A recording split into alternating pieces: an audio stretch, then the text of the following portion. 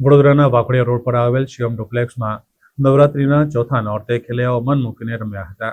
વડોદરા શહેરમાં છેલ્લા કેટલાક સમયથી સતત ધંધાકીય પ્રવૃત્તિ કરવા કેટલાક આયોજકો કોમર્શિયલ ગરબા કરી રહ્યા છે અને આવા ગરબામાં કોઈ સુવિધા હોતી નથી. લોકોને પૈસા ખર્ચીને પણ હેરાનગતિ ભોગવવી પડતી હોય તેવામાં દરેક વ્યક્તિઓને શેરી ગરબા તરફ વળવું જોઈએ. આ જ માન્યતાને સાથે રાખીને શહેરના વાઘોડિયા રોડ શિવમ ડુપ્લેક્સમાં છેલ્લા 15 વર્ષથી ખૂબ જ ઉત્સાહથી નવરાત્રી પર્વને મનાવવામાં આવી રહ્યો છે.